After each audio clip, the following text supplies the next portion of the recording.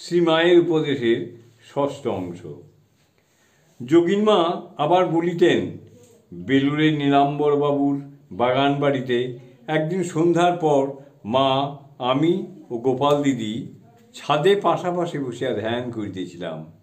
আমার ধ্যান শেষ হইলে দেখি মা তখনও একভাবে বসে আছেন, স্পন্দনহীন সমাধিস্থা।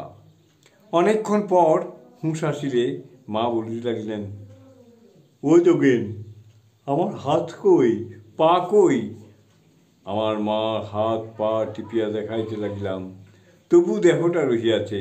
অনেকক্ষণ পর্যন্ত মা উহা বুঝিতে পারেন নাই। এই উদ্যান বাড়িতে যোগিন মার সঙ্গে শ্রীমা কি কঠোর পঞ্চতপা প্রতই না উদযাপন করিয়াছেন।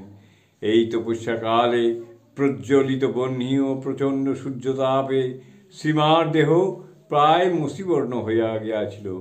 পরবর্তীকালে জনৈক ভক্ত পঞ্চতপার প্রয়োজনীয়তা সম্বন্ধে জিজ্ঞাসা করিলে মা বলিয়াছিলেন, তপস্যা দরকার। পার্বতীও শিবের জন্য করেছিলেন। ঠাকুর সব সাধনা করেছেন, বলতেন, আমি ছাঁচ করে দিয়ে গেলুম, তোরা সব ছাঁচে ঢেলে তুলে নে। অন্তরঙ্গ সন্তান ও জানিতে চাহিলেন, আপনার অত শত করার দরকার কি? অন্তরঙ্গ সন্তান জানিতে চাইলেন মায়ের কাছে, আপনার অত শত করার দরকার কি? মা উত্তর দিলেন, বাবা, তোমাদের জন্যে। ছেলেরা কি অত করতে পারবে?